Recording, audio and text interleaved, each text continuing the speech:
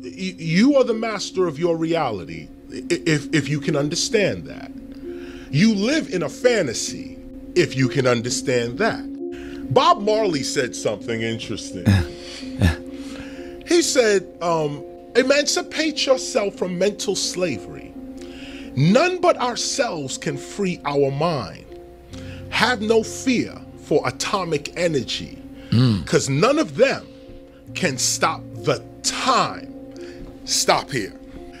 These groups, okay, are not above nature, the universe, and God. Natural disasters prove that every time. Every day. When we look at these groups, we are looking at what they are advertising themselves to us as. This is a propaganda and perception game. These groups, they are designed to deceive. There's no truth in them. None of them is above nature. None of them. So as long as you know nature, God, the universe, or should I say this? God, universe, nature. That's your gun. G.U.N. God, universe, nature. Remember that gun. I'm putting a weapon in your hand. God, universe, nature. That's the gun you fight back with. Wow. When you have that gun in your hand, nothing they say, do, are, be, nothing. Now, how do I know this?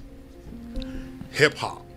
1970s, all these organizations was against us. Every last one of secret societies we knew about. Right. Government agencies. FBI, CIA. Imagine the entire KKK. go back on this. The entire strength of this colonial system was against our parents. All right. The entire, not just one agency. The entire government was against our parents that had nothing except one gun. God, the universe, and nature. They defeated that government. The government you have now exists because our parents destroyed the last one. The enemy is never going to tell you when they lost. No, it's up to the winners to say they won. To write the history. Right, the winners write history. We won. Our people are not fighters. The African, we're not that. Right? We're artists. Right. We're the nerds of the world. Like, could you imagine? We have so much power that we don't have to enforce it. We don't have to. We are the truth itself. Imagine they're fighting against us just being. God don't fight. God don't have to. Martin Luther King said, I have a dream that one day Eminem is going to be sitting with Dr. Dre. That's what he said. I have a dream. Okay, that one day Third Base was going to be doing a concert with De La Soul. Beastie Boys and Run DMC. Beastie Boys and why can I forget Beastie Boys and Run DMC? But imagine now, either we going to look at the King, Dr. King, and say, oh, that was just a fun speech. His speech came true. All the way. All the way true, and it came true in us. So here you have a man speaking, 1963, he's talking to the nation, to the world. He says, I have a dream of human unity. Now, only a few people supported Dr. King. When he gave the speech, after he gave the speech, and when he died, was killed. The prophet is never welcomed in his own home.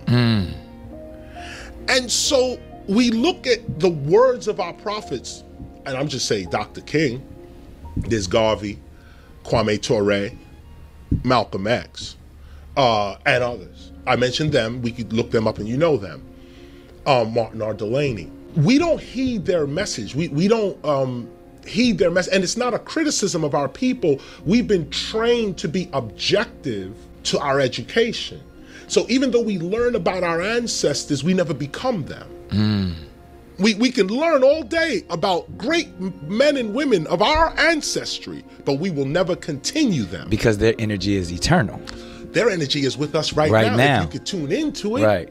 But if you got a word like Illuminati in your head, that very word. Blockage. Boom, you can't see nothing. They run everything. They are God. They're more powerful than I am.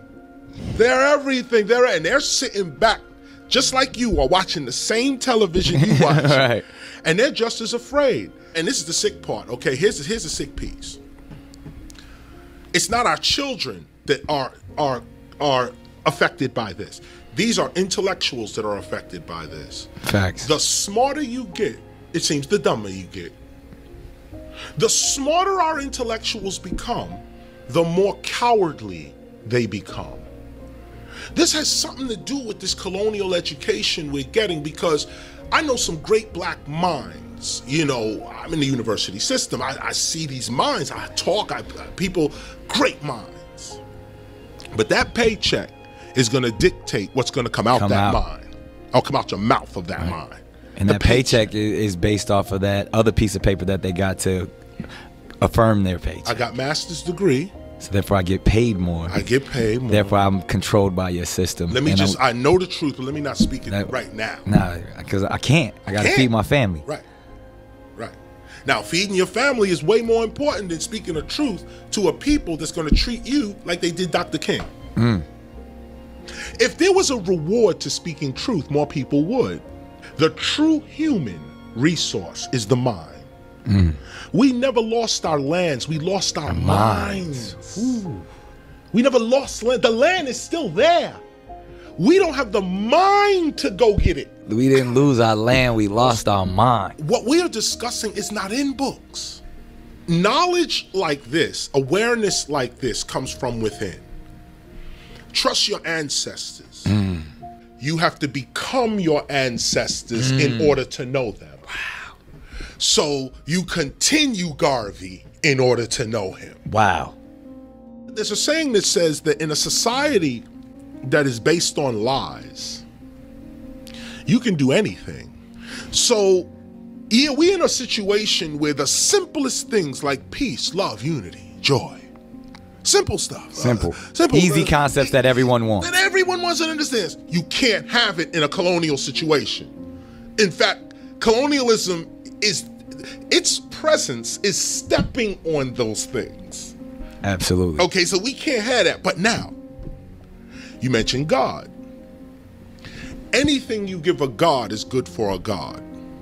Who? Your nature. Is your nature God? Yeah, my nature is God. So here's the poison. We want you to take this and so you right on top of it. I see where you're going. God takes your poison in the mouth, gone. But guess what comes out? The cure. Cure. So the question then becomes, first, what kind of person are you? Are you a god or are you a demon? The word, our ancestors used the word demon. D-man, to not man. Man is man. Right. To a not man is a demon. To take the humanity out of you. To not be human. Right. That's the demon. The demon. This idea of calling a black human being a slave is the crime to begin with. Indeed. This is the first crime. No black human beings in the past were slaves. That is a white colonial racist designation for our parents.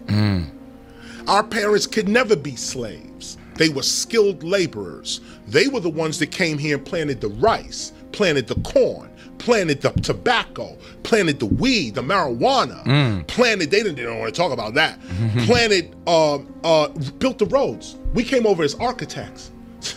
We came over as astronomers. Skilled laborers. Skilled laborers. We were never slaves. Never, ever. That word is what is placed on us. Slavery. If you look at it in all dictionaries, start with the Oxford English Dictionary, slavery is only hard labor. We don't mean nothing else. Slavery, we make part of the slave. There's two different words. And those scholars know you can do this. The etymology on slave come from the Slavs in Russia, right, and the Central Europe, and where that word comes from. Right. So how does it get applied to black folk again? It doesn't. Slavery is just hard labor. Just hard labor. That's all slavery means. Drudgery, hard work. If you are watching this interview right now and you just did hard work, you was in slavery. You enslaved. You was enslaved. No, you wasn't enslaved. you was in slavery. Oh, right. Okay, I see what you're doing. Yeah. Yeah. You was in slavery. You see, and look at how the law works, because they abolished slavery, but not the slave. Or the slave owner.